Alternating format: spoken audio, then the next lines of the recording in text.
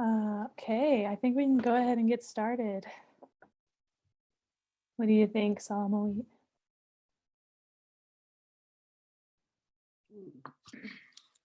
Yes, one moment.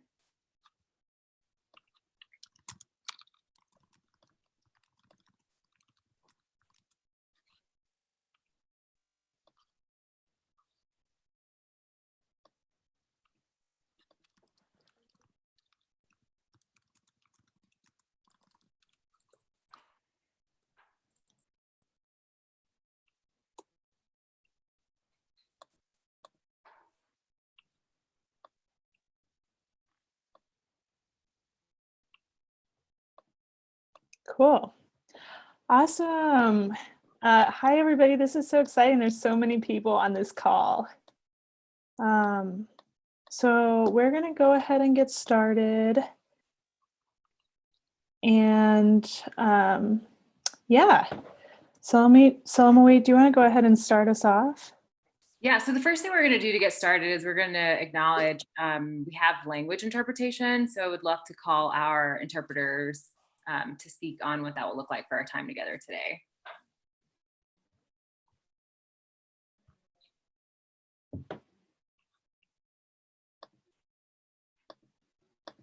Okay.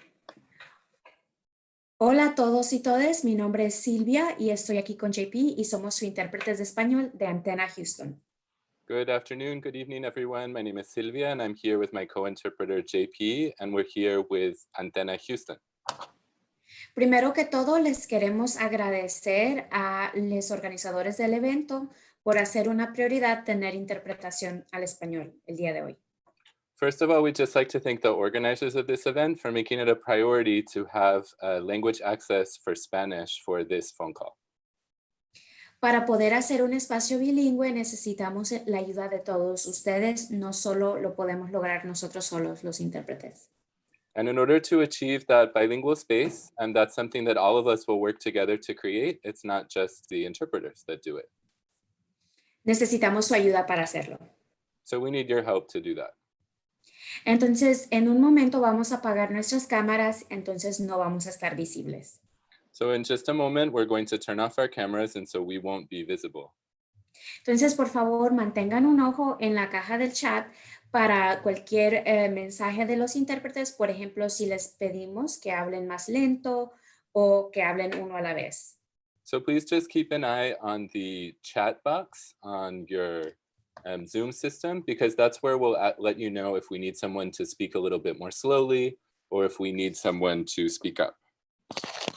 Y también acuérdense, por favor, que para ayudarnos, por favor, si no están hablando, pónganse en mudo, porque de otra manera escuchamos su ruido de fondo y se hace más difícil interpretar. And please make sure that your Zoom system is on mute so that we won't hear your background noise, which can sometimes make it hard to hear and to interpret. Juntos podemos crear un espacio bilingüe donde todos nos sentamos incluidos. And so together we can create a space in which we all feel included. Si ahorita estás en la llamada de Zoom y quieres escuchar la interpretación, por favor, marca el número de teléfono que Jessica publicó en la caja de chat. And if you are right now listening to the call and you'd prefer to listen to it in Spanish, you can follow the instructions to call in for interpretation on this conference call line.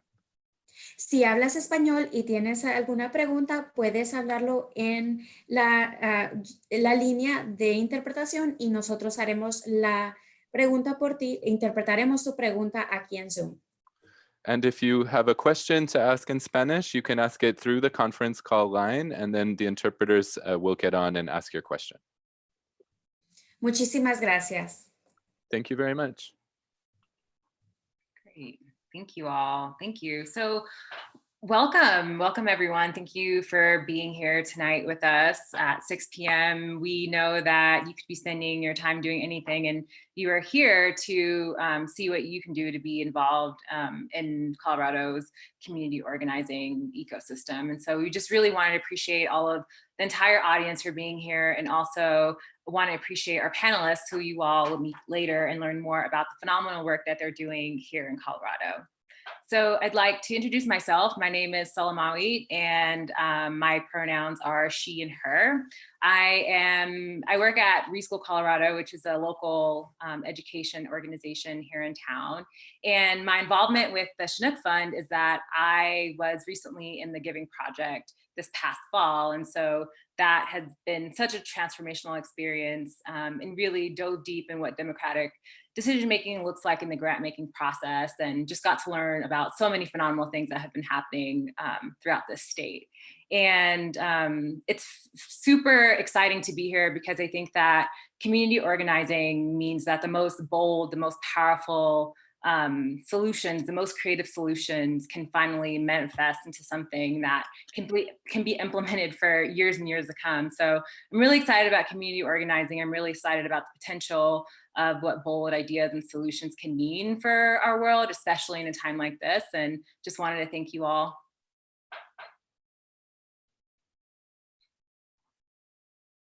Hey y'all, I'm Allison, Al for short, doesn't matter which one you call me. And my pronouns are they, them, theirs. And yeah, I'm so excited to be here as well. I also have a dog, so if you hear a loud barking in the background, I apologize, but I'll try to stay muted. And yeah, so I work at Safe House Progressive Alliance for Nonviolence, which is SPAN for short. It's a domestic violence organization in Boulder. And I do violence prevention, though because of the coronavirus, have been working at the shelter.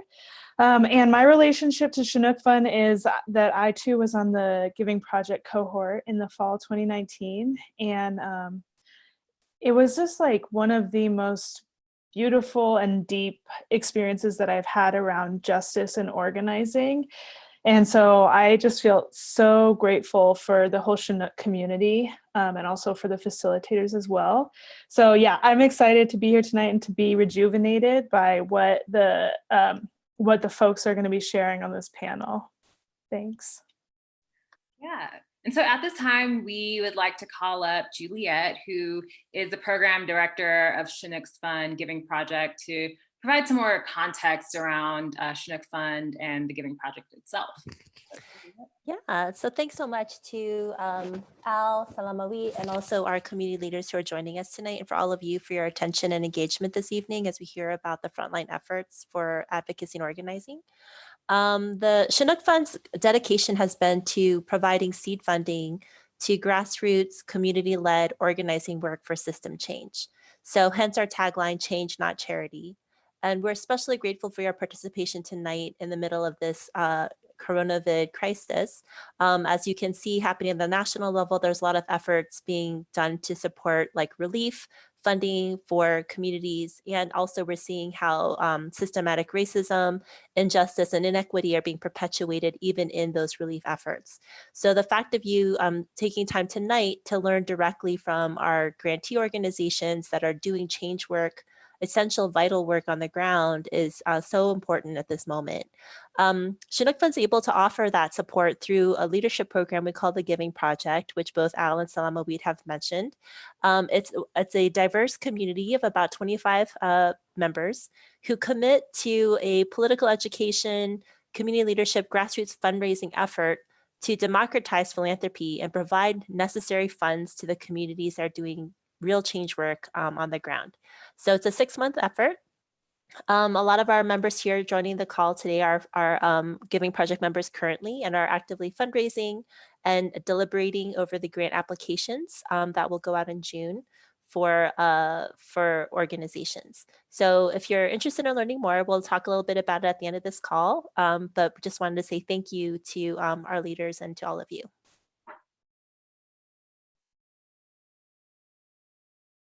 Thanks, Juliet. I'm wondering if folks, if you've been a part of the Giving Project before, if you've participated, if you could just raise your hand in your screen and just hold it up so we can like have some time to scroll through and see like, oh, yeah, that's so exciting. Oh my God, it's so nice to see y'all. I'm just like, there's so many folks on this call just scrolling through. Cool. And then what about folks who are new to Chinook Fund? And maybe this is like your first Chinook Fund event that you've participated in. Can you raise your hands? We can see the screens. Okay, I see. Oh yeah, welcome. We're so happy that y'all are here. Awesome. Oh, I see so many folks from the Fall Giving Project. Let me see your faces. Yeah. So I'm just going to lay out kind of our objectives for the panel. So the first objective is set for everybody, all attendees, to learn directly from Chinook grantees about their organizing strategies, victories, and challenges. Second objective is for all attendees to get a sense of what community organizing looks like in different contexts and why it's important. And then the third one is for Chinook's Giving Project members who are going right now, spring 2020, who will fundraise for and make funding decisions to think critically about their roles as grant makers and funders. Oh, look, now we get to see everybody. Great, I think that's it for me. Oh no, I'm sorry, one last thing that I need to mention is that we mentioned this at the beginning, but it's been a few minutes that we have language interpretation. It is available. So that was the slide that was up. Yeah, it's coming back up. Nope.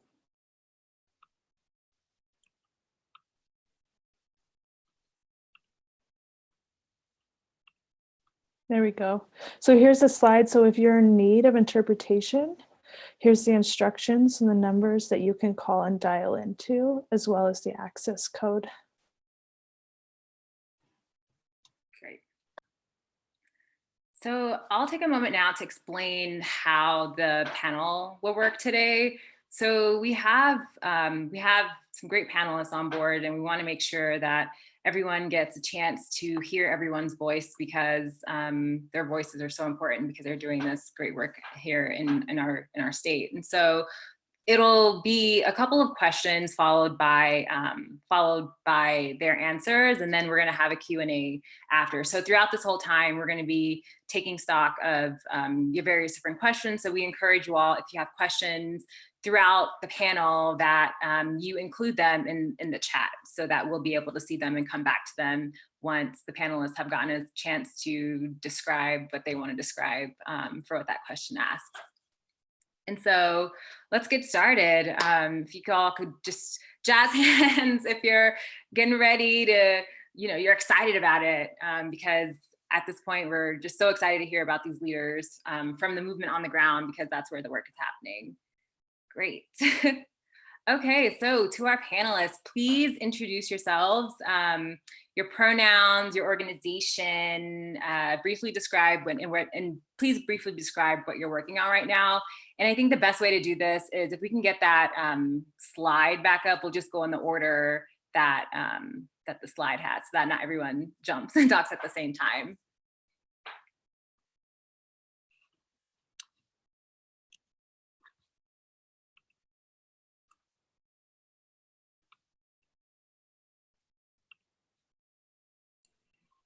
I guess I'm first. I'm Jess Johnson with the Black Business Initiative, and my pronouns are she and her. And what we are working on is mainly access to capital.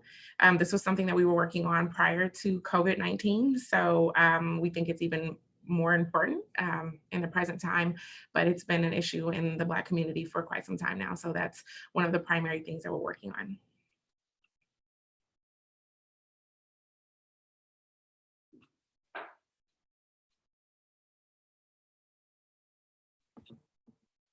Hey y'all, so my name is Pamela Resendiz. I use they, them pronouns, or ella. I work for Colorado Jobs with Justice. And something that we focus on is workers' rights, as well as economic and racial justice for workers. We are a long-term coalition that's been around for almost 30 years in Colorado. And we believe in collective power and sustained relationships in a way to achieve change.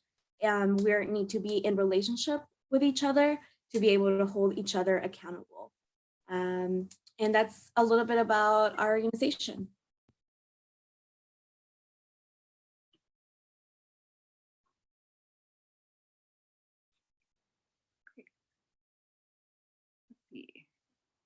hear from Jesse.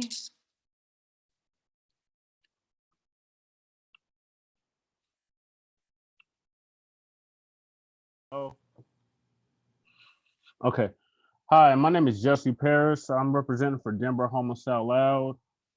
Denver Homeless Out Loud works with and for people who experience homelessness to help protect and advocate for dignity, rights, and choices for people experiencing homelessness.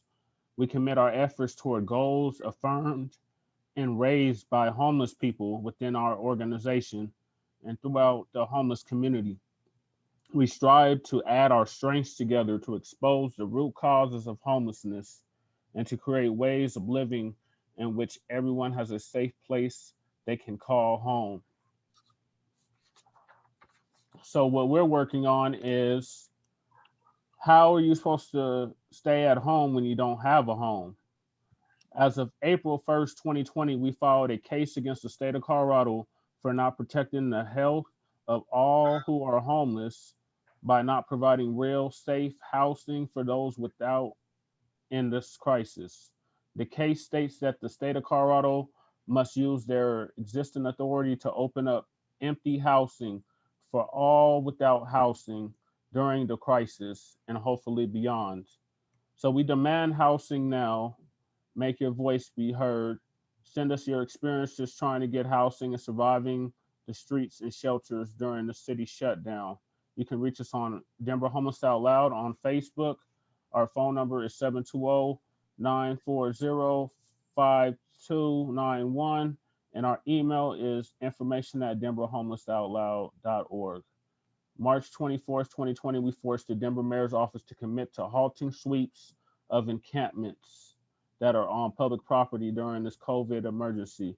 Specifically, the Mayor's office affirmed that they will not displace people or their property from encampments during the state of emergency. So what we're asking for is no more sweeps on our unhoused residents and no more warehousing the people. We have 26,000 vacant luxury apartments in the city and county of Denver alone. There's no reason why anybody should be on the streets. Thank you. Thank you, Jesse. Hello, my name is Norma Gurrola, and I am a representative of Neighborhood Navigators here in Neal County. And our organization focuses a lot on different needs around the community and support them to achieve the different process that they have to follow in order to get those different needs. Something that we're working on right now is supporting in different little areas the community members. The highest that we have here from the community is that a lot of the community are struggling with internet with their children at home. So we are passing out some books in Spanish for the students so they can work at home while they are passing through this hard time with internet. Thank you, Norma. Shannon, are you here? Shannon Francis from the Four Winds American Indian Council. Okay. Okay. Shannon comes in, then we'll certainly include her. But thank you all for providing some information about your organizations. And again, at this time, if you are just joining us, just wanted to reiterate that we are offering language interpretation. So if you do need language interpretation and you weren't on the call earlier, here is some more information about that.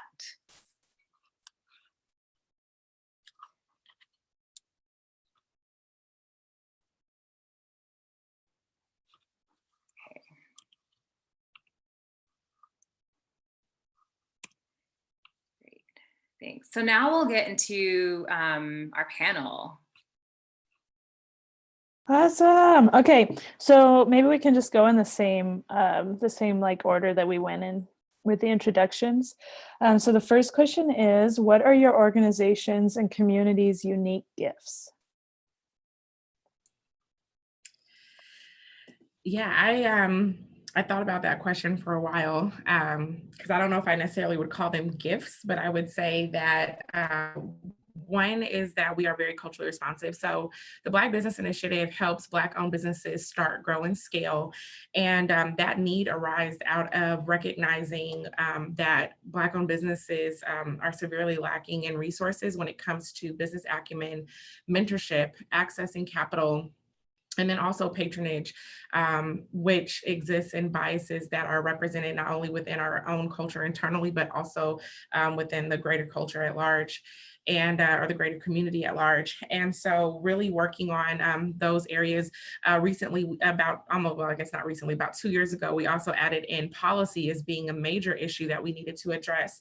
So I think the primary thing that we bring to the table is a cultural perspective, and just ultimately being culturally responsive to the Black community, recognizing that there are a lot of microaggressions that go on inside of corporate America and inside of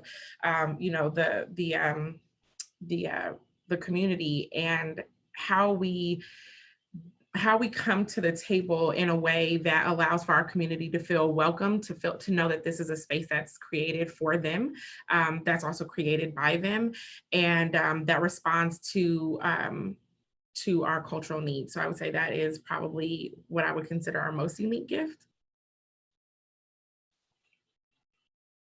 Thank you. So that's also something that I spent time thinking as to what are the unique gifts, right? Or what is the unique standing and leverage that we have as an organization that works with labor, community organizations, students, and people of faith. And I would say that one of the uniqueness or one of the benefits is that because we have a coalition that's longstanding with such a range of actors, that we're able to incorporate as many of the voices of those organizations into the work that we're doing. The way that our organization works is that we lead on the work that a lot of our partners are already doing, and we're trying to make sure that there's cross-pollination as to the work that is being done, in addition to intersectionality as to how we are talking about workers, right?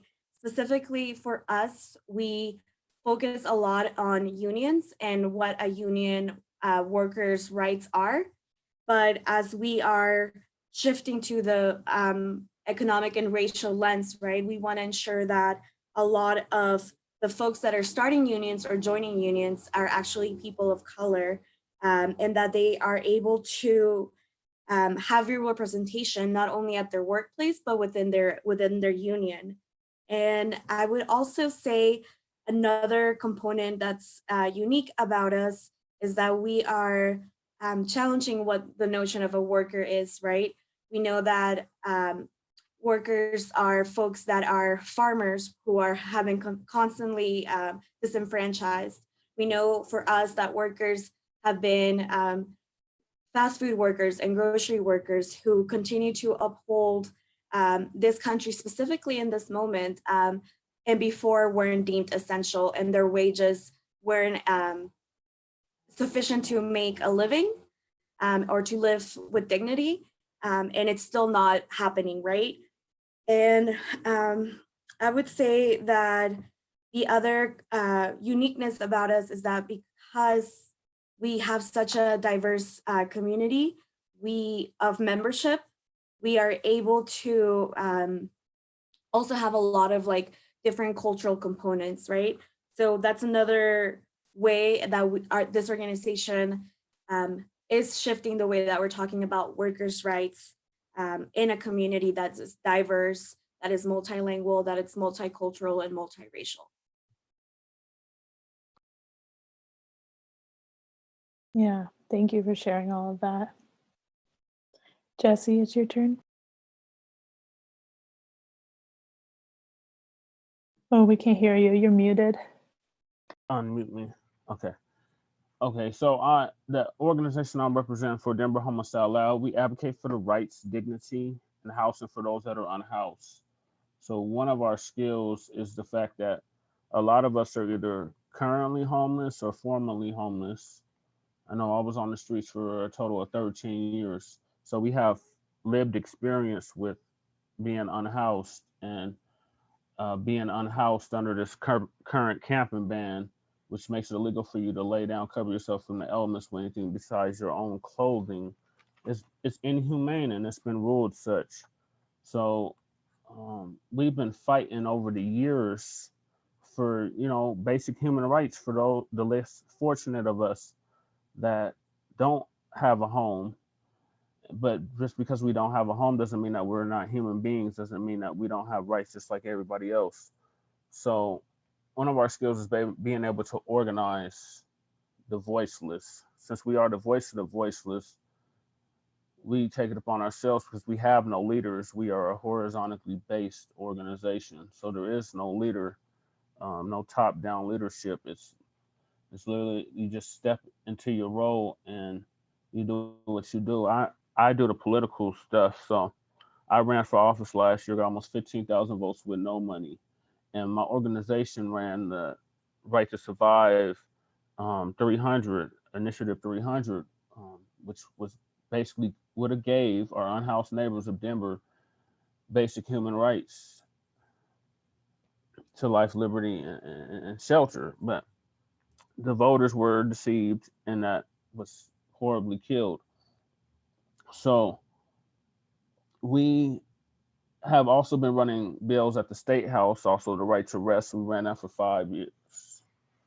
And the city and the state just does not seem to get it that if you don't house people, you're just making this problem even worse. And COVID is not helping at all. I mean, you can't continue to warehouse people.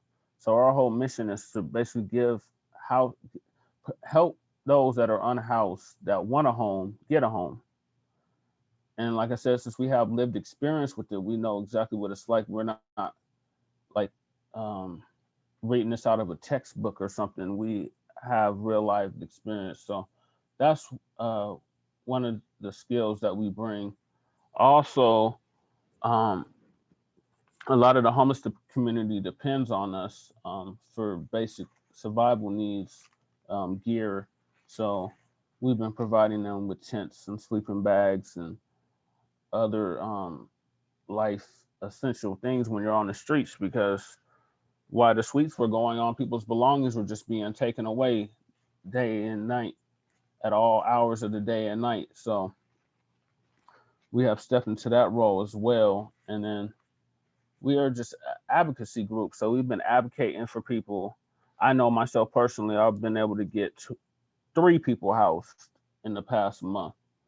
But we're not a service provider, but at the same time, we are providing a service because we are an advocacy group.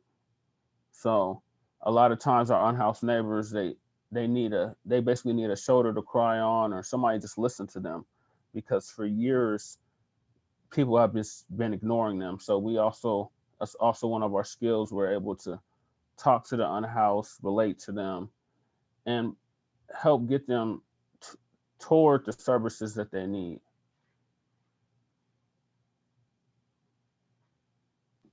Cool. Thank you. Sure. So Shannon actually just joined, and it sounds like, Shannon, you will have to leave in about a minute. So if you wanted to, we'd love for you to just hop in for a second and introduce yourself, your organization, and just a few key points about the work that you're doing, just so that your voice can be heard in this space before you have to jump off. So we'll do that really quickly. Awesome. You Can you hear me? Yes, we can hear you. Yes. Thanks for being Oh, here. great. Yeah. Thank you for inviting me. And sorry, I have to go really quick. So Four Winds American Indian Council. So what we've been doing is we normally don't provide direct services, but we've been running food bank probably almost every other day, and focusing and prioritizing serving elders 60 and over, and really being able to help at least a dozen to 15 elders stay at home so they don't have to go shopping, and minimizing their trips to the grocery stores. So we've been also supplying hygiene and medical supplies out to the community, and also really being able to serve unsheltered families in the area too. And so we are doing as much as we can. We have people in the community that are making reusable masks as well. And we've applied for a couple of other grants too. And we also have new leadership. So we have 3 younger board members on the council now. So that is 2 board chairs, co-chairs, Richard Henson and Sky Roosevelt Morris. And Mateo Parsons is our new treasurer officer. And Travis Goldtooth is our secretary officer. So I stepped down as board chair. I am still on the board. We are planning to move a lot of our things online too, especially with the garden, Indigenous garden. So we have cooking classes. We're going to have a summer associates program. We will have people in the garden, in both gardens. And so we're going to be able to grow our own produce and still sustain our food bank and our elders with healthy produce, and not just any produce, but we are going to be growing, we have been growing indigenous superfoods that really have a lot of the older strains have a lot of the nutrient, the ancestral nutrient contents, and they're addressing to combat, fighting cancer, diabetes, and really build our immune system more to fight COVID-19. So we hope to be able to get a bunch of seeds together, have a seed exchange, or at least be able to hand out seeds to the community as well. So we're working on a few other things, but our building is closed right now. We do have a food bank list that's going. So if anyone knows that you and elders or families are in need of food, follow us on Facebook, the Four Winds Facebook page as well. You can add your names to our listserv. We'll do what we can. We are a 0 staff volunteer board run organization, and we're hoping to get some funding so we can get a couple of part-time staff, but for right now we're doing all that we can on 0 staff. So thank you so much, and you can also just get in contact with me at Four Winds American Indian Council or spiritofthesun.org. I believe someone there has my phone number. You can Google me and put you in contact with the new leadership at Four Winds. That's it. Thank you. Thank you so much. I'm so glad that we got to hear from you, and thank you for coming. Thank you for inviting me. Thank you. Have a great night. Thank you for all the work that you guys are doing. Yeah, you too. Thanks, Shannon. Thanks, Shannon. Yeah, so just a reminder, Norma, if you want to answer the question, what are your organization's and community's unique gifts? That would be awesome. Yes, I feel that our organization's strong gift is communication.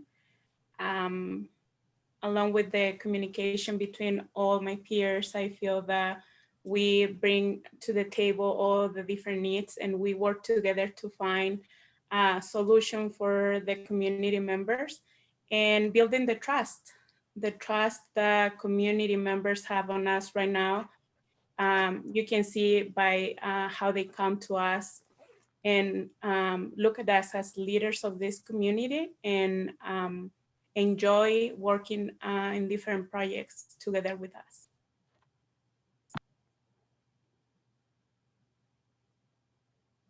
Thank you. Everyone.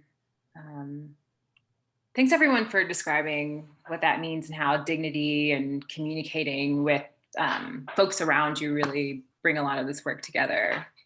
So our next question for you all is around, how do you know when you're moving forward? How do you know when your effort and your organizing is moving forward and that you're building power and creating that change? What are some of those markers or those indicators that help you know where you are and where you're going? So I think initially the things that we are looking at are our outreach in general. So as we see our programs continue to grow, we see consistency in people coming into our monthly programs, our annual events, and things of that sort. Also, we have an uptick in our services. So as organizations are needing additional resources or needing one-on-one coaching, like being able to provide those. And so we do have like some of those kind of basic metrics that I think organizations generally tend to keep. But then to kind of dig into some of like the more, well, let me say the deeper work, I guess, would be looking at some of the partnerships that we've made. So being able to really connect with multiple organizations, with a variety of entities. So not only additional grassroots organizations, but also government, also other community partners and other community members.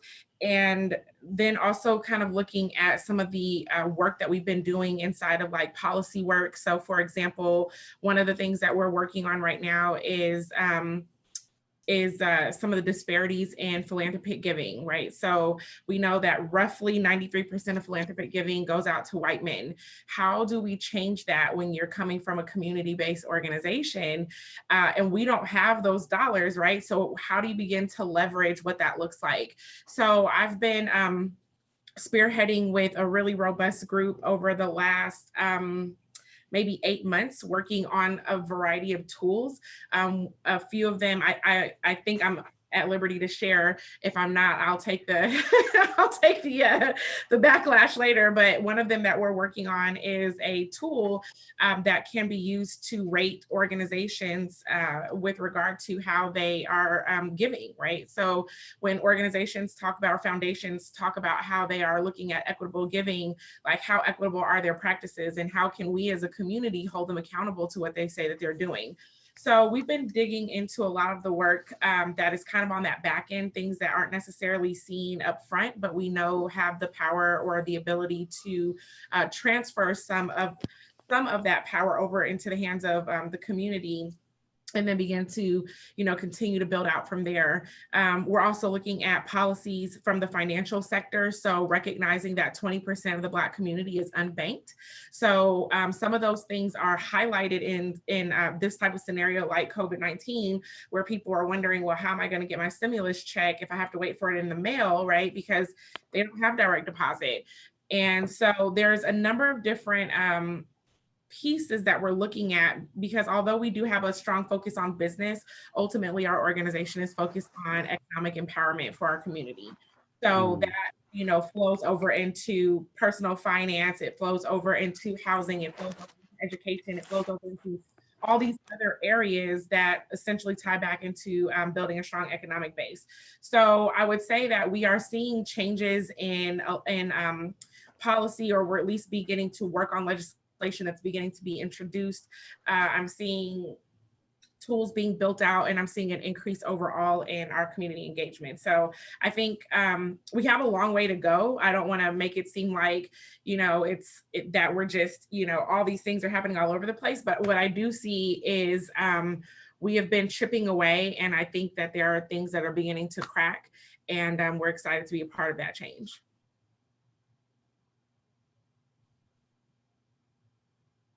Thank you, Joyce. Thank you for that. Yeah, that was great. So for us as Colorado Jobs with Justice, specifically for me as an organizer by trade, I know that there's a lot of opportunity currently happening because of the outbreak. And so as an organizer, we know that opportunities are the moments that we can agitate and move people, right? And so how are we doing this? How do we know we're moving forward? Because of the current moment that we're in, I feel that people are going to be agitated, they're going to be pissed off, they're going to be outraged as to how this is happening, as to what's happening and how it's being handled. So for us, we want to ensure that we're able to take this moment to make sure that we're growing, right? And that we're growing in terms of people power, that we're growing in terms of organized money, like what this is doing, what y'all are doing, grassroots money that is being organized for specific work is very key and powerful. And also that we are building power in terms of the folks that are joining our membership or getting involved through the values, right? Through the values that no one should be without shelter, regardless of whether they have housing or not. No one should be incarcerated at this moment, regardless of their immigration status. No one should be left to decide between rent and food at a moment where people aren't even able to go to work. So we view success and moving forward when we're able to grow, and when we're able to increase our power. And growing up our base is also growing up, increasing our visibility digitally, as well as our call to actions digitally. Another way that I know that we're moving forward is by when there's a shift in the narrative, when the way that the dominant narrative gets challenged and in a way that uplifts the stories of either workers, the stories of the community that are being impacted, and that we're actually able to spell out who the bad actors are, right? Who the targets are from a perspective that is honest and true to us as workers, as folks in this community, as people of color, in terms of what it is to shift that, right? And then another way that we know we're moving forward is whenever there are changes in policy, and that we're able to achieve a policy that benefits a worker, and that includes folks that are unemployed, because you're still a worker even if you don't have a job.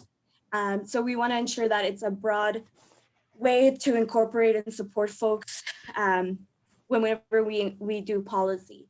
So those are the ways in which I know that our organization is moving forward, is by seeing everything as an opportunity to agitate and organize so that we can grow our power, so that we can shift our narrative, and that we can create the policies that are actually going to be beneficial to the people that are being impacted. In order to make that happen, we need to have as many voices as possible, and as many solutions that are community driven. And in a moment like this, where folks are literally, where we don't know what's going to happen, it's even more important that whatever we choose as moving forward can be a new vision, and a vision of not going back to the same or going back to business as usual because it wasn't working.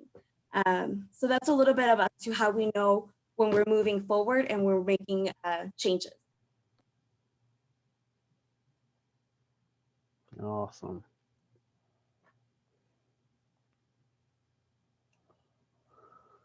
Well, how do I know Denver Homicide Loud is making an impact or making progress? Is we get these laws changed that are criminalizing poverty. There's a war on poverty. Until them laws get changed, ain't no progress being made. We organizing, yes. We are definitely organizing. And we can use donations. So we're on California and Park Avenue. We are not hard to find. But yeah, we're the voice of the streets. So we out here galvanizing the unhoused, letting them know they have rights too. So getting the knowledge out to the masses that are suffering on this war on poverty.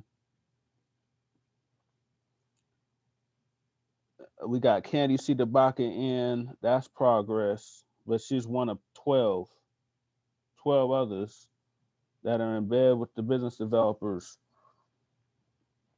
I've seen it for myself. I ran. So we're up against that as well. But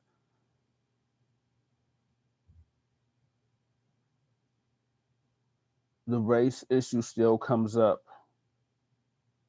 Yeah. And I feel that Black people, specifically Black people, have been oppressed the most in this country and have not reaped any of the harvest of the opportunity. And my ancestors built this country. So,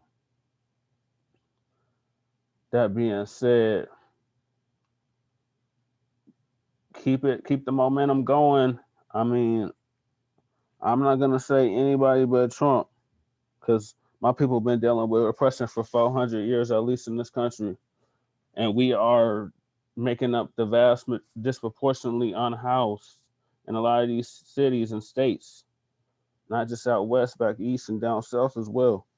So we already lost one soldier by the name of Dwayne Pride He was a voice vendor, and he was an organizer. So we arrest him. And now we've helped get other people house. They just opened up a spot called Fusion Studios. I just got in. It's for low income. This is what low income looks like. So these abandoned motels and hotels, we need to start turning those into apartment buildings, or better yet, we might as well just start opening up the doors to these luxury vacant apartments. We have 26,000 in Denver alone. There's no reason why anybody who wants a home should not have a home, besides corporate greed and politics. So, full speed ahead with it. We have to get rid of capitalism. Capitalism has to go. People being bought and sold, by the way. First stocks and bonds sold on Wall Street. We're foundational Black Americans, so I would be remiss if I did not mention that. But Denver Homicide Loud, we got to get to more so-called people of color, because right now it's not looking what it should. But we're making progress. Thanks, Jesse. Let's get this repealed. Thank you. And Norma, what about, how do you all know that you're moving forward? We know that we're moving forward by hearing for our community members coming to us and giving us feedback about how amazing our job is being taken care of. And without the community members, we couldn't be here. Of course, I know 45% of the Hispanic lost their job here in Eagle County, and we are not going to escape from the reality. So we're making sure that we are working towards finding the way how after all this crisis with COVID, we can support the community members to start applying for different jobs. We also know that we are moving forward by hearing seeing the likes on Facebook, and knowing that there is other people that is reaching out to us and letting us know how we can support them and connecting the community with different organizations that are already here in Eagle County, but they just sometimes can be that they don't know how to access to those resources, or sometimes it's even the fear that they have to go to those resources. Thanks. Thank you. So at this time, since Shannon had to leave, we do want to make sure that we have an Indigenous perspective, and Nancy Ray from Herbal Gardens Wellness has offered up her expertise. So at this time, Nancy, we'd love your perspective and your community perspective on that question. Well, first, we'd love for you to introduce yourself, but then to talk about how you would describe how you all in your work how do you all know that you all are building power and building the movement work? Nancy, you're on mute. There we go. Can you hear me now? Thank you so much for your patience and for your kindness to introduce such a nice way. I appreciate that. My name is Nancy Ray Coates, Coates Clark. I'm a lifestyle medicine clinician and co-founder of Herbal Gardens Wellness. So good to see everybody here. Want to say a shout out to all those cohort members and to the board members for all the work that you're doing behind the scenes to make these things possible. Thank you each, and thank you to the moderators. How we know we're building power? Well, Saturday afternoon, I was sitting praying. We just accepted a 35-acre donation so that our people could come out and socially distance correctly. One of the things that we face in our racism is that these are our homelands. We've been here as Apaches de Coloradoists in the Carlinas band since 50 AD. That is a really long time ago. I also want to say, just even listening into other POC members, there's some directions there from Mexico, our Southern brothers and sisters. There are cousins that are African American or identifying as Black. So I just want to send a shout out to you because we know your struggle. And I want to thank you for standing all together and standing together, not just with this COVID-19, but really for housing, food access, all the things that we need. So this is how we know we're building power, because we're here talking to you. And to us, power is a circle. It is lateral. It means that each one of us are in that circle to gaze at each other equally, with equanimity, and with love and compassion to each other's causes and to each other's needs.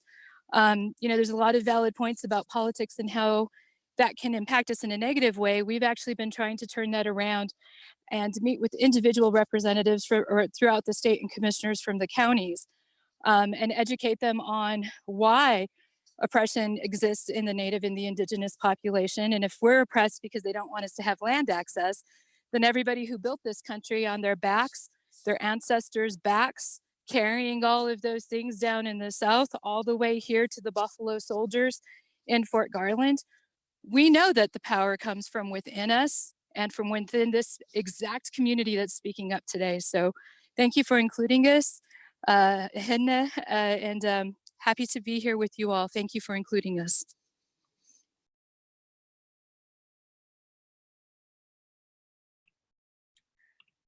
Thank you, Thank you Nancy. so much. Oh, sorry. Yeah, thank you, Nancy. Really appreciate you taking the time to speak with us today.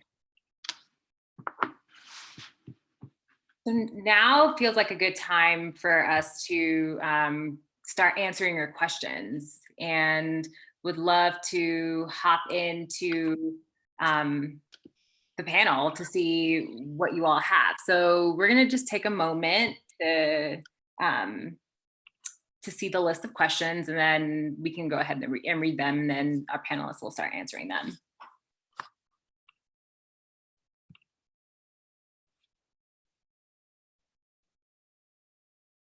So if you do have those questions, please write them in the chat now.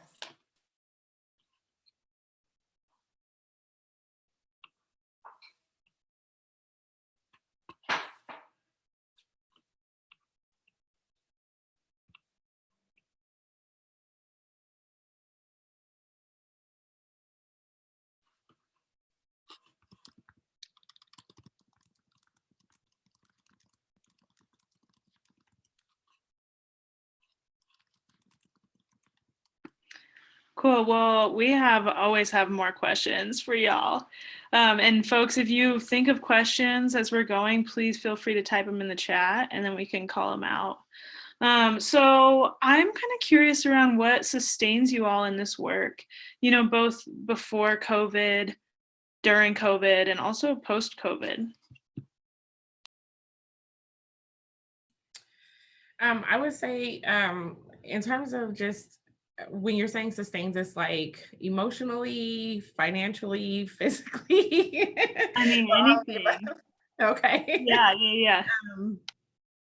So I honestly feel like a good part of this is around passion, and something that I have always been passionate about is kind of, I don't know if this is the politically correct way to frame it, but like, kind of fighting for the underdog, right? And I've seen this happen and play out in my life in several instances. And about 5 years ago, 6 years ago, when I began to really have really when I was introduced to the idea around what we faced from an economic standpoint, and then how that affected all these other areas that were important to our community, it sparked like a passion in me that I didn't even know existed. And so I think that's predominantly what fuels me. But I would say, as cliche as it sounds, it's so true that any day that I'm down, the thing that really, really pushes me is my children.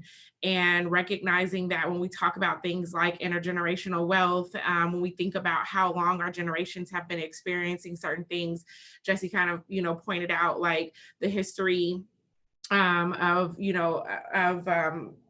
as one of the phrases that are going around now, ADOS, American Descendants of Slavery, as Nancy pointed out about how long her people have been on this land, and thinking intergenerationally, I'm blessed that my parents clawed their way up from complete poverty into a place of like middle class. And it's like, okay, well, how do I sustain? And then how do I keep pushing, you know, my family forward?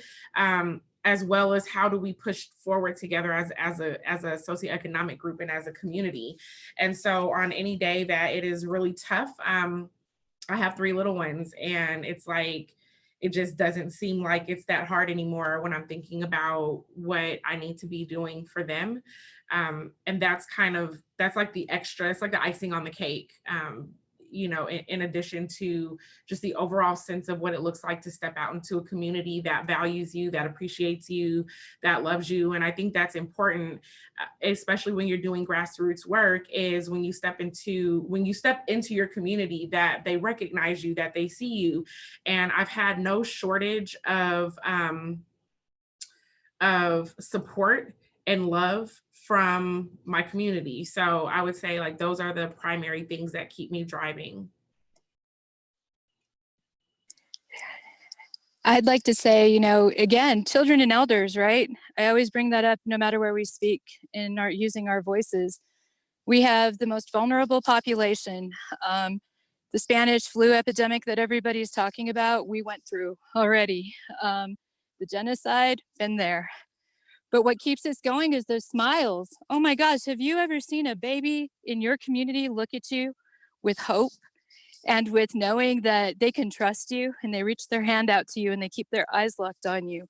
Or the elder that you haven't seen because you've been taking care of everyone, they get a moment with you, just a moment, and they cross those eyes with you, they look at you and they see you. Those things are so more important than money or time, right? Our relationships.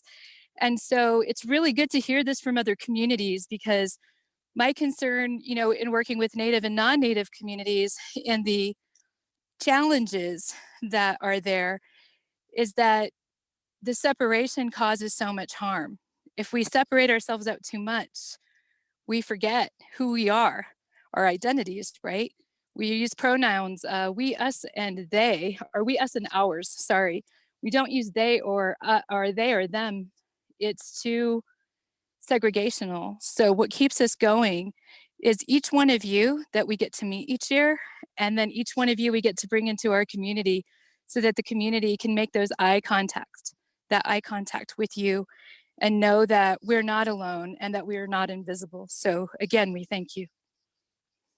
And before it moves on to someone else, just to touch base on what you said, that is so true. The babies are like tender and heartwarming, and they help you, you know, keep your eye on the future, but also like the elders.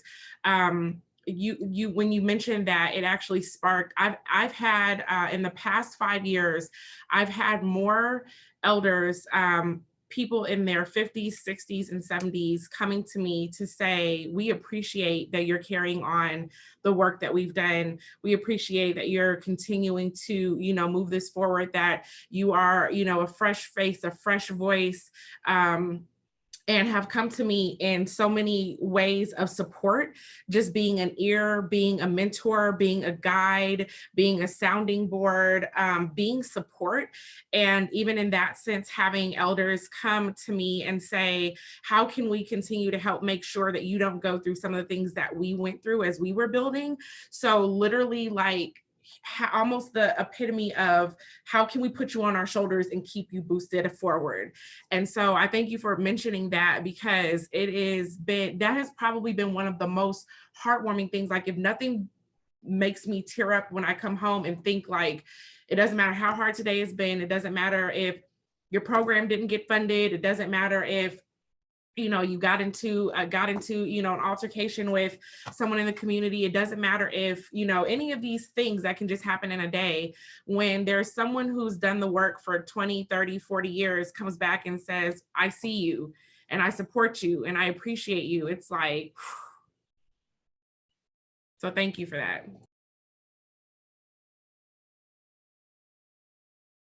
Yeah, I just want to echo everything that has just been said. Gender activity is one of the reasons why I do this work and what sustains me. And it basically speaks that we're doing this not only for ourselves, but for upcoming generations as well as older folks. I'm a big believer in community sustaining self and self-sustaining community. And the ways in which I'm able to be sustained is because my community is there. And that in itself, me supporting my community nourishes me as well, right? It's just seeing that interconnectedness and knowing that, you know, you are my other me. But another thing that gives me, that sustains me is when I see folks realize the power that they have, and that their stories and that their actions can change minds and hearts and create an effect that can empower them, right? So what sustains me is whenever folks are like, oh yeah, like I have the power to do that, to make that change, to tell my story, and to, because of that, improve the lives of upcoming generations as well as our elders and our earth.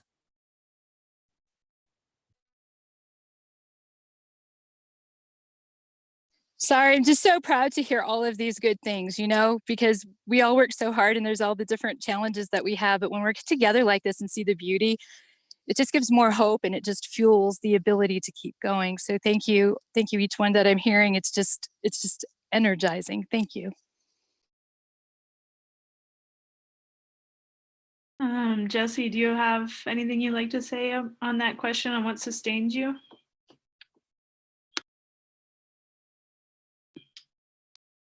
You're muted still.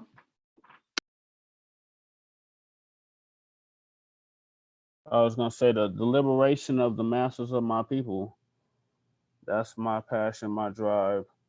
But as an organization, getting the unhoused off the street and into housing they can actually afford.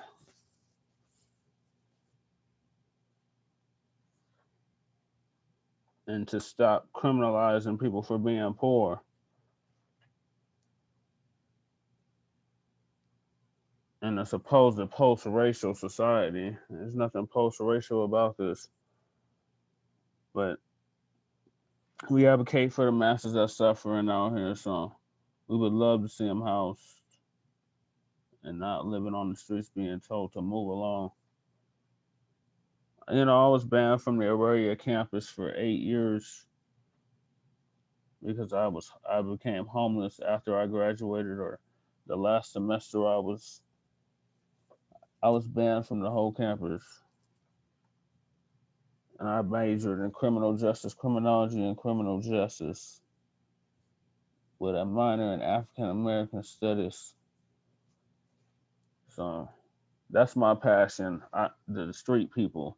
I always had an affinity for the street people. My grandma, rest her soul, she is the one that brought me around the street folks back in the 80s and 90s. So if you have any donations, please send them our way. We can definitely use them. California and Park Avenue, you can't miss this big purple building we share with Central Humanitario.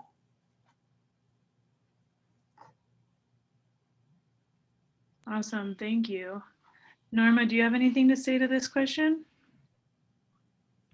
Yes, I do agree. I can connect a lot with all the people that have shared, but something that make me go for more is knowing my rights and knowing that other people have rights, and fighting for that, and that we can be hiding in the shadow anymore, that we have voice, that we need to be heard by others, that we need to make the change, and we can make the change together. Yeah, we can.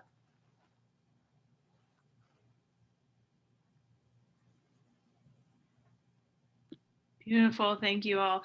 Yeah, and I'm just like really hearing so much around this. Norma, you said something earlier around trust and building trust, you know, and I think like in this like historical philanthropy, there's this idea that whoever somebody's serving is not trustworthy, right?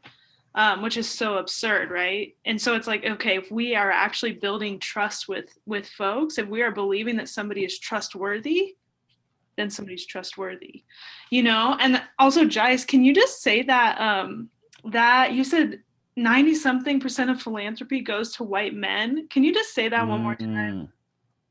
Yeah, 93% of philanthropic dollars go to white men. So you have white women and all minorities fighting for roughly 7% of the philanthropic dollars that exist, which is a lot of dollars, billions and billions. Yeah. Yeah, so we did get a few other questions from folks. So this is from Lindsay. Lindsay Earl asked, what challenges does your organization face in fundraising that others may not? And then this might kind of touch on somebody else's, Nancy's question around, Hernandez, around examples of funding criteria that folks struggle with for funders as well. So yeah, we can just go back. Jice, if you want to start us off with that. Yeah, so the number one issue that we face in fundraising is that our target market is Black. It says so in our organization. We're the Black Business Initiative. And one of the questions that I get asked often is like, so do you mean people of color? And I'm like, I mean Black. And so, one, we never turn away anyone. We've had plenty of people in our events and our workshops. We have had people from all communities, but our target is the Black community. Those are that's the data that we're pulling. Those are the statistics that we're looking at. That's a community that we're tracking, and that proves to be a problem for quite a few funders. And that's always been something that's interesting to me, that a socioeconomic group can't advocate for their group without it being a problem. But that's certainly probably our number one. And then past that is just the fact that we're small as well. And although we work with organizations, like 96% of the Black community are single member LLCs and sole proprietorships. And so out of the roughly 3 million Black owned businesses, almost 3 million of them are by themselves. And so we're not too much different than that. So part of that scaling process, it's been something that we've had to work on and grow.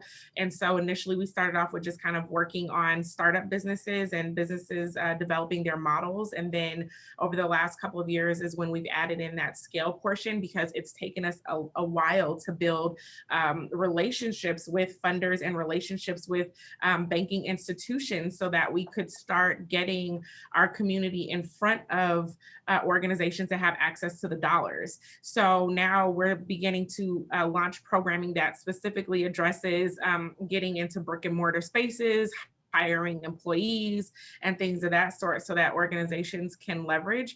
But for us, that's been a challenge as well, because it's taken us a couple of years, to develop that, right? So when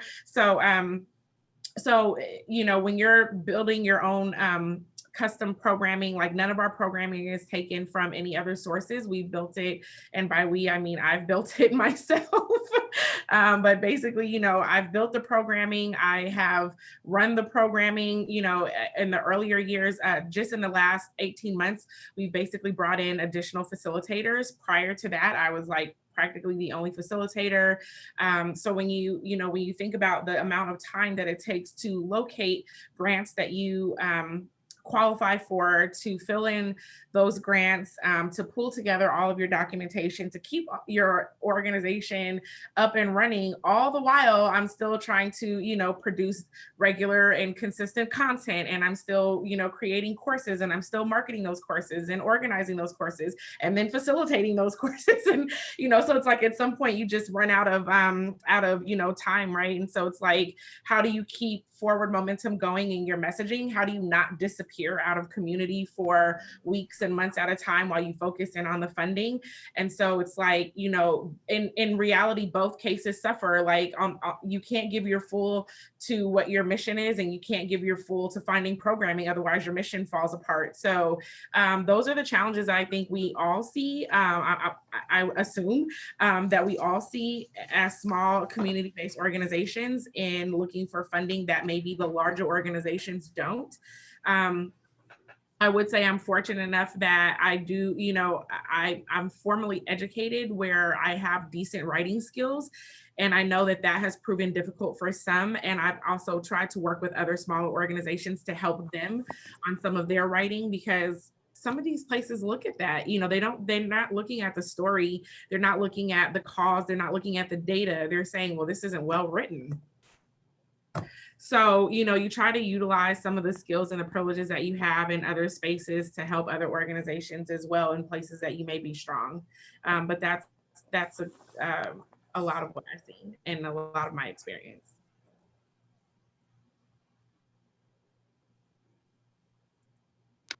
I can go.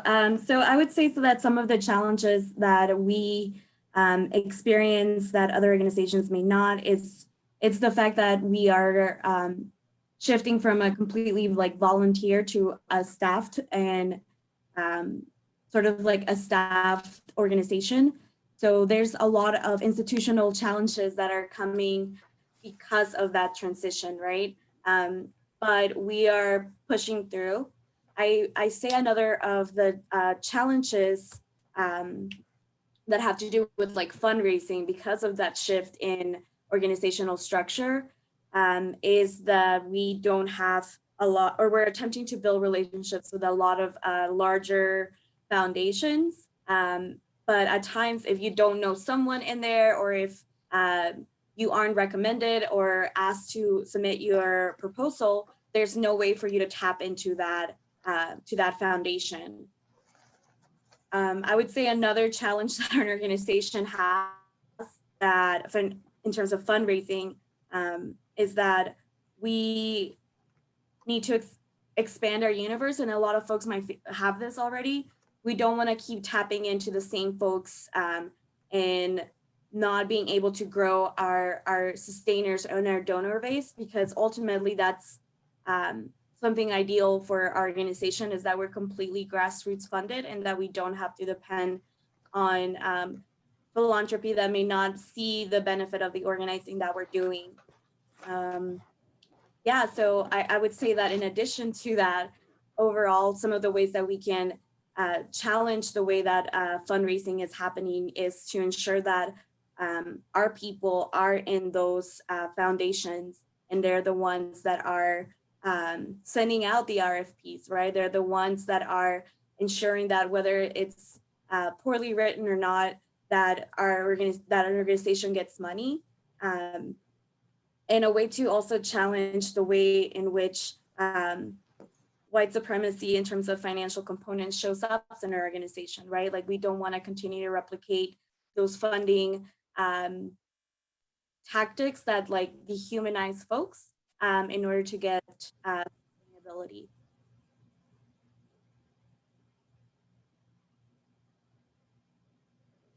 So now we want to dive into our last question that we have for you all, and it's really about dreaming and what a collective future looks like. So we have some words from an author, activist, and spoken word artist, Walida Amarisha, who says, "All organizing is science fiction because in working for change, we must imagine a world that's never existed.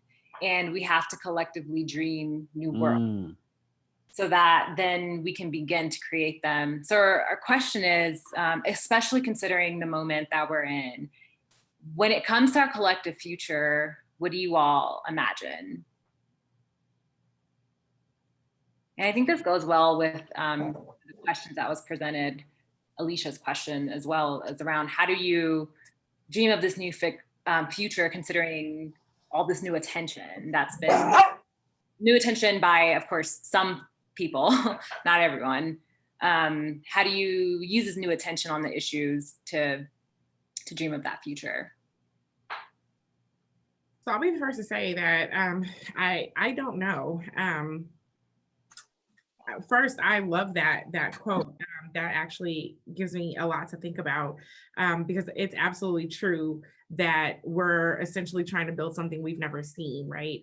But I don't have the answer to that. I would say that what I've seen happening currently with COVID just what this is looking like in general is, of course, you have to be reactive to a certain extent, right? I mean, this is like, it feels like it came out of nowhere. Of course, we know that there was some sort of heads up from the government, but it wasn't, that information wasn't passed on to the, to the nation.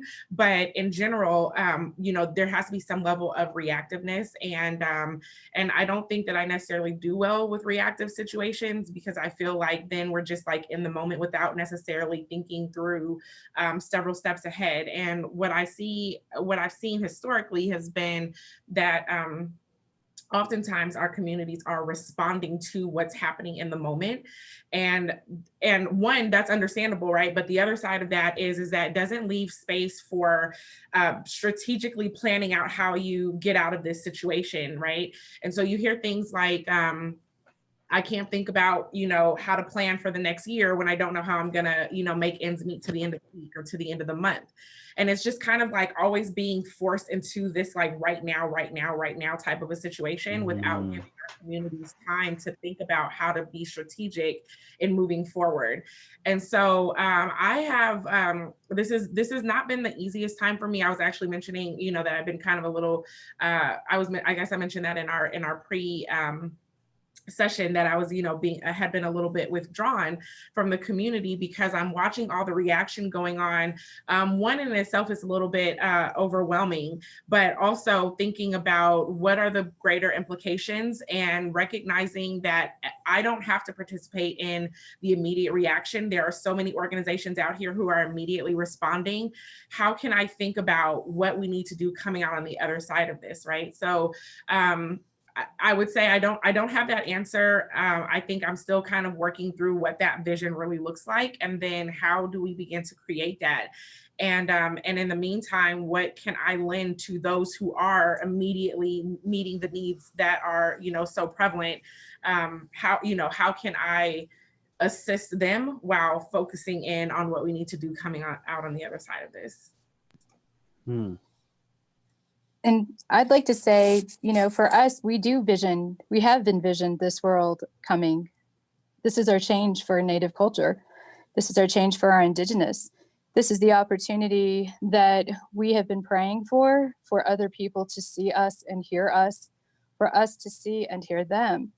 And the way forward is those relationships. It's sitting around a fire. It's having those conversations that when somebody is in need from somewhere else, that they are conferred, that need is figured out, and then the community acts as one together.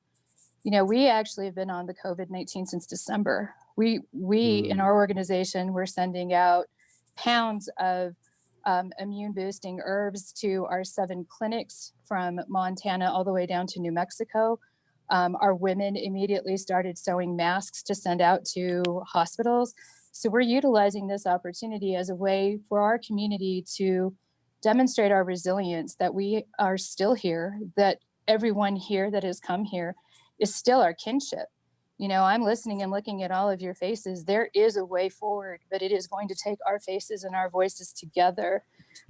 When somebody introduces a bill, even if it's not a Native bill, we're still showing up. If we see it on Facebook, we're still calling people, at the Capitol to support anything for homelessness. Definitely.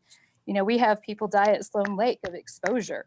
So if we work together and we continue these conversations and these meetings, utilizing this technology, we will overcome. I said this when Donald Trump got elected. He can either tear us down or he can be the reason we all come together. And here's what I'm going to say. I'm here to talk to any one of you. I'm here to invite you up. That hat is booming. It is boom.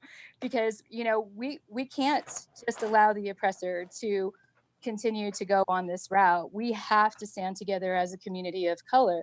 And that's red, yellow, black, and white, and all the beautiful shades of our babies that are mixed in between. So if you guys want to come to sit at the fire, every single one of you is welcome to come to our homelands to learn about it and to see what we can do, because we got this. We just got to do it together. Wow. Yeah, this is. Bravo. You want to go ahead, Jesse? Yeah, I'll go ahead. So what we all need to come to grips with is what needs to be done is we need to replace the global system of racism and white supremacy with a system of justice, true justice, not just a slogan, but actual application of what is being pushed here, like guaranteeing nobody is mistreated based off the color of their skin, and those that need the most constructive help get it. That's what a future utopian view of the world looks like to me. And my organization would say the same in terms of the mass number of homeless people. We represent all colors of the spectrum, if you will.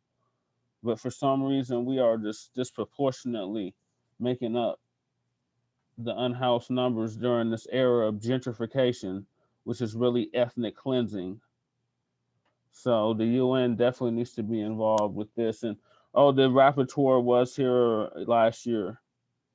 So Hancock and his crew ain't got away with nothing. And that goes for Polis too. But yeah, now we've had spikes in the homeless population of COVID. It is getting really serious out here. And I don't think it's ever going to go back to normal, but keeping people in your organizations, that is the hardest thing that we're having with, is keeping people on board with what we got going, because people's egos, there's a lot of ego tripping going on within these nonprofit entities. And we have to guarantee that nobody is mistreated, period. We can't just talk about it. We got to actually put it in application. Like, that has to be our goal every day as organizations, to make sure that those that need the most help get the most constructive help. If I have access to a house and you're unhoused, why aren't the house people taking the unhoused people home? If you're for the betterment of humanity, of mankind, if you will, why aren't you doing that? Because you've been you follow the propaganda of the stigmatization of all the groups that are here tonight. The Black people have been oppressed the longest in this country, and it's time that this country atone for what it has done and make reciprocity, meaning make things right, and actually have a system of justice. So those that need a home, they have a home. Those that need healthcare, they got healthcare. Those that got whatever needs they might need, they got that. And they're not mistreated based off of what they look like or what they identify as, if you will. So that's what a future, prosperous future looks like to me in my organization. Thank you, Jesse. I guess for me, it's the opportunity, right, of creating something that we've never seen before, but we know that we've been wanting, right? We don't know what housing and healthcare for all will look like, but we know that we want it.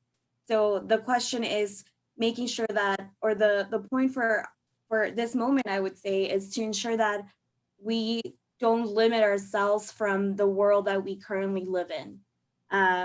We have the opportunity to create a new world where many worlds fit, and none of them have to look like what we currently have. Because what we currently have is sort of like what Jesse mentioned, is rooted in white supremacy, and it's rooted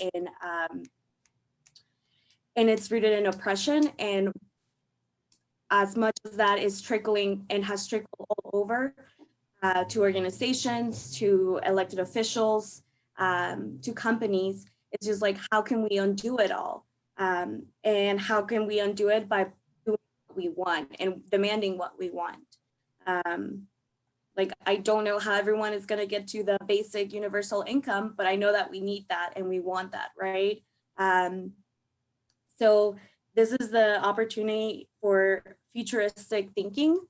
And I would also agree with what Jai said, that we don't have to all be reactionary. We know that there's an urgency. We know that this moment is something that none of us have been prepared for, right? But also having room to grow within those spaces, and knowing that whatever changes happen or whatever mistakes we made, that it's okay because we've never done this before. So we can move forward, and it doesn't have to be stagnant, right, on either that mistake or what we previously have lived. And I would also say that because urgency is a trait of white supremacy, we can take our time, right? Like we can slow down to really craft what we want, what we would like our communities to see, hear from our communities, right? There are many changes that can happen, and we don't have to rush it to go back to normal, because normal wasn't working and isn't working, and it's not definitely a world that I want. So the part of organizing is the futuristic component, that we can imagine whatever we want, and we are literally in a moment where that is possible. So how do we do that? And how do we do that in a way that is collective, and in a way that we are dismantling the same systems that got us to this point and that we don't want to longer see? So how do we create a movement that is inclusive, where, you know, we have the voices of the elder, we have the voices of the youth, we have the voices of the disenfranchised, because it's a new moment where, you know, we're not building a new table, we're building a new dining room, and everyone can be part of it. I like that. Yeah. Yeah, that's real.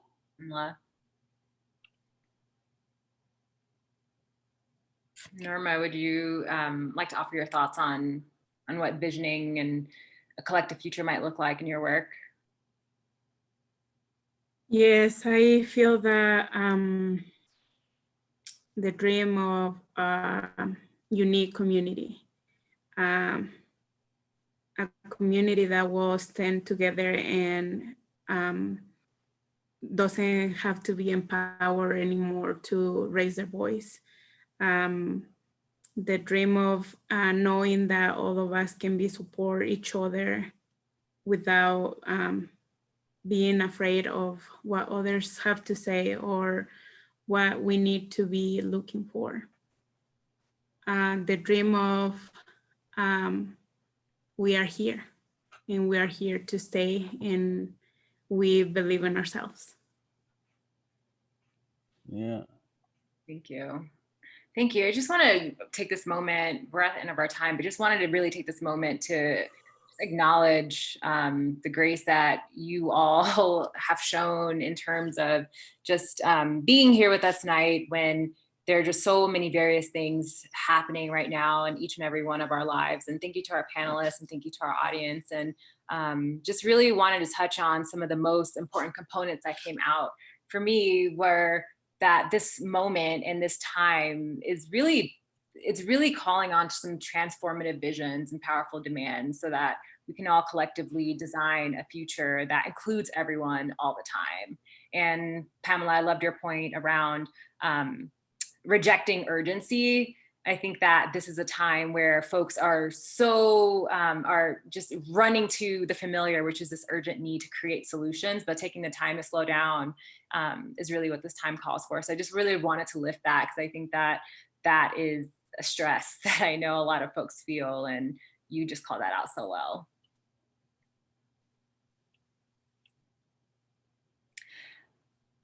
So a few things we wanted to talk about, how you can donate, and then also wanted to provide more information if you're interested in joining the Giving Project.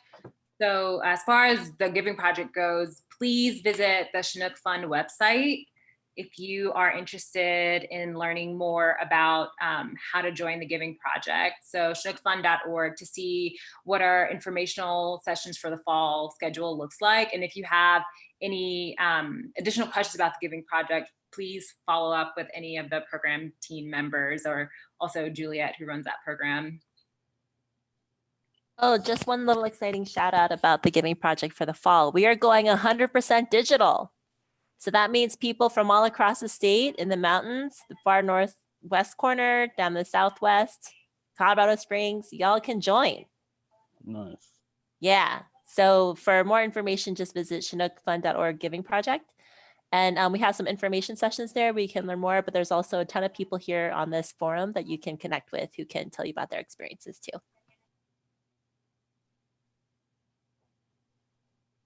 That's so awesome. I just love seeing these little pictures too. They're so fun. And I just want to put a plug, because it's we need to raise money to do this. So if anybody is here right now and you feel like inspired, which how could you not feel inspired by what we just heard for an hour and a half? Donations are a great way right now and then consistently. So if you feel like, yeah, I feel like I want to donate as little or as much as you want, go to chinookfund.org/donate now. And you can support all of these rad organizations. And also, I just want to say thank you to all the panelists.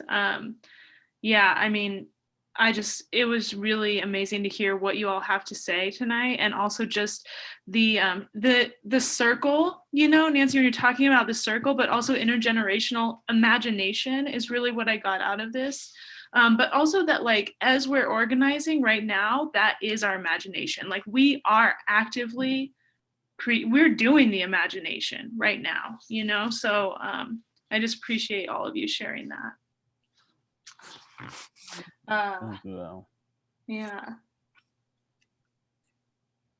So if you are part of Giving Project right now, you're going to take a 5-minute break and then you all are going to reconvene at 7:35. Just wanted to put that out there because I know a lot of you all are currently in the project.